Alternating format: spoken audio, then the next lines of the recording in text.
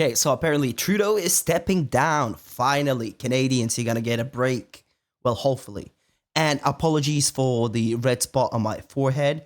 I'm turning into an Indian. Now I'm just waiting for my pigment to change. But either way, let's check it out. This is his speech as he's stepping down. But just a quick warning for Canadians.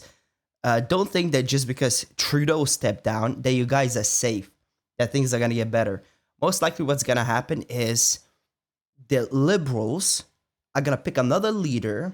They're going to walk back some of their policies. It's going to relieve some of the people's suffering. And when the election comes up, they're going to try to claim, like, look, we changed. We did better. We fixed the issues, when they really didn't. And then conservatives are going to have to start fighting them once more. Hopefully, they should really do the election once again, because when people vote, they really vote for the individual, not for the parliament as a whole. Yeah, let's check it out. And to Stevie's point, like cabinet ministers don't technically have to leave cabinet, but if they stayed in, then again, those three people who are potentially running against each other, and if not in this race, we'll definitely be running in the next one against each other, are sitting around the table, supposed to be having one message, but all wanting to have a sort of different message that they tell Liberal partisans, which goes to another level of we don't even know who is a Liberal Party member because there's not really members. So this whole thing gets quite complicated while we're trying to... Yes, exactly. That's why you guys should need a election, not a change in change in Parliament's leadership. You guys need a re-election so that people can actually choose which type of government they want. Since they had the Liberals and they completely failed to such a degree that Trudeau had to step down, they should really do a re-election. To juggle a very important point. But of course, they're not going to do it because they want to cling to power, and they need to set up the next months that are coming up before the election. They need to relieve the stress on the population, push a narrative that they changed, if they fixed the issues, that they got rid of the broken chain, while actually all of them played a part in Trudeau getting these disastrous policies into play. But yeah, that's exactly what they're gonna do. Try to manipulate the population into continuously voting for them, even though currently at this point they are extremely low in polling. Liberals, they are extremely low. Okay, well, to that, let's go to Rideau Cottage now. You see there the Prime Minister Justin Trudeau again expected to tender his resignation as Liberal Party leader and announced that we are now in the midst of prorogation. Let's take a listen. Bon matin. Every morning I've woken up as Prime Minister. I've been inspired by the resilience, the generosity, and the determination of Canadians. It is the driving force of every single day I have the privilege of serving in this office. That is why, since 2015, I've fought for this country, for you, to strengthen and... This dude's a lie, absolutely a lie. He didn't fight for anybody, he fought for himself. He tried to build a legacy on progressive values. He tried to get people to vote for him by supporting ridiculous, counterproductive policies. And yeah, he's absolutely not, he did not fight for Canadians. You're an absolute liar. Grow the middle class. Why we rallied to support... You shrank the middle class, you dumbass. ...each other through the pandemic, to advance reconciliation, to defend free trade on this continent, to stand strong with Ukraine and our democracy, and to fight climate change and get our economy ready for the future. We are at a critical moment in the world. Mes chers Canadiens, à chaque matin, every morning I've woken up as Prime Minister and I've been inspired by the resiliency and the generosity and the determination that characterizes Canadians. This is what has driven me on a daily basis, and it's been a privilege to be Prime Minister. This is why, since 2015, I fought for this country, for you, Canadians, to strengthen the middle class. Nous nous sommes mobilisés en tant que That's Canadiens. why Canadians mobilized to support Quick question: why do they speak two languages, my guy? The primary language is English. Just use English. Let me clear that up. I'm not too familiar with Canadian history or any of that. I got a very overview. I understand that Canada was created because of the French and the British. I understand that. My God, just keep French as a second language, mandatory second language. Guess they want to be inclusive.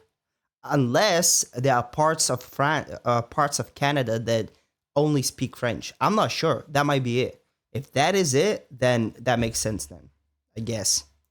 each other during the pandemic, to move reconciliation forward, to defend free trade on our continent, and to support Ukraine and democracy, and to fight against climate change as well, and to prepare the economy for the future. Damn, Canadian French sounds way different than actual French. We're really going through a critical time in world history. My friends, as you all know, I'm a fighter. Every bone in my body has always told me to fight because I care deeply about Canadians, I care deeply about this country, and I will always be motivated by what is in the best interest of Canadians. And the fact is, despite... I can sum up his leadership in one phrase. Let me know in the comments if you have ever heard this. The road to hell is paved with good intentions. If you're such an idiot that you think you're doing something good, which I don't think he is, but you might think you're doing something good, well, it's actually at the detriment of the individual or the people that you claim to be helping. Can that be a possibility? Or this dude just sees red and just goes?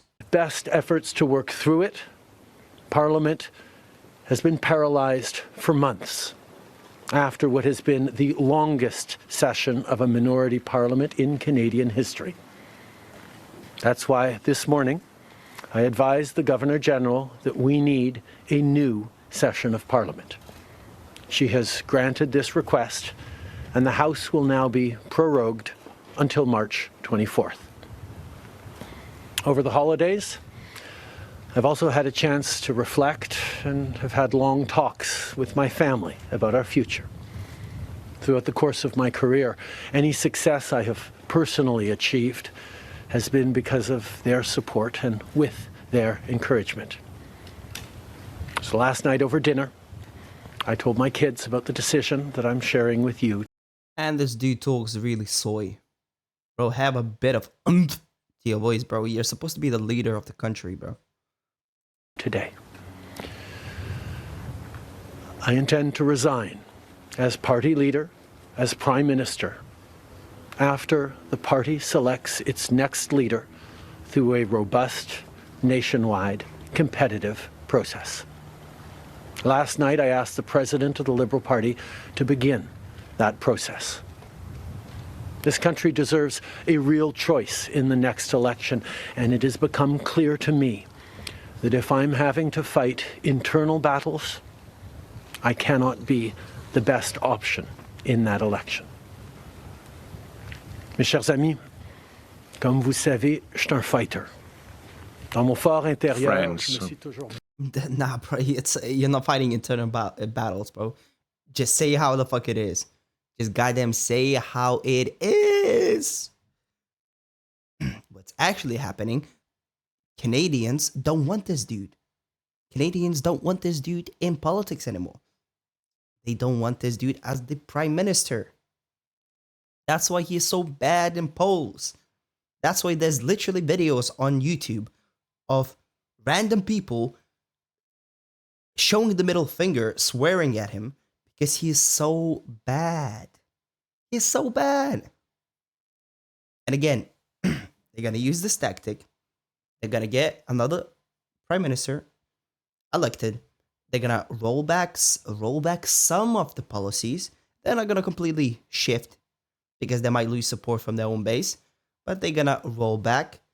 Everything's gonna start easing up, and then they're gonna claim that they fixed the issues. Everything's getting back on order. Slime bags, absolute slime bags. I've always been a fighter. I've always been a fighter because I really care for Canada and Canadians. And I've always been. This dude was a drama teacher. He got elected not because he's qualified, not because he's somehow a really competent. No, he got elected because his last name is Trudeau, and he was a very good-looking dude. He was charismatic. That's why he got elected. Not because he's competent, not because he has good ideas. His ideas are fucking horrible. You literally see how they the effects of those ideas as they are implemented. Being driven by what's in the best interests of Canadians as well. And the fact is that despite our best efforts to get through the parliamentary impasse, Parliament has been paralysed for months after the longest minority parliament in the history of our country. This is why this morning I met with the Governor-General to tell her that we need a new parliamentary session, and she granted that request, and the House will therefore be prorogued until the 24th of March. During Christmas, I had time to think and to have long conversations with my family about our future. Throughout my career, all success I've had personally has been due to their support and encouragement. So yesterday evening at dinner, I shared with my children the decision that I'm sharing with you today. I intend to resign as leader of the Liberal Party of Canada and Prime Minister of Canada once the party will have chosen its next leader after a national campaign. Trudeau looks soy. His dad looks soy. Why is it that Poilievre is the only dude that's completely ripped? Dude's fucking shredded. Bro, have you seen his goddamn biceps? He literally has a bicep vein. Bro, that dude deserves to be the leader. Bro, the dude's in an amazing shape. He knows what he's talking about, bro. That's a leader, not this dude who gets into power because of his because of his surname. Competitive and robust process. Yesterday evening, I asked the President of the Liberal Party to take the necessary steps. The country deserves a clear choice in the next election. And it's become obvious for me that if I'm focused on internal fights, I can't be the best option for that election. The Liberal Party of Canada is an important institution in the history of our great country and of our democracy as well. A new Prime Minister and leader of the Liberal Party will carry the values and the ideas of the Liberal Party into the next election. I'm looking forward to watching that process over the coming months. We were elected for the third time in 2021 to strengthen the economy after the pandemic and to move the interests of Canada forward in a complex world. Wasn't that a dumb move, Canada? That was a horrible move, Canada. And this is what... But to be honest, all this woke nonsense, bro, Canada literally is the breeding location for that nonsense, bro. I don't know if I don't know if Poilievre is gonna win. I think it's gonna be very close in the re-election because they will use some slimy tactics. And you know, there's a bunch of idiots in the population, in the general population. There are a bunch of idiots, deriding fucking losers that will flock like a bunch of goddamn birds if you say something nice to them, even though it doesn't make any sense. They're just gonna go. So they still have a possibility of winning. So I will continue to do, and what we will all continue to do for Canadians. The Liberal Party of Canada is an important institution in the history of our great country and democracy. A new Prime Minister and leader of the Liberal Party will carry its values and ideals into that next election. I'm excited to see the process unfold in the months ahead.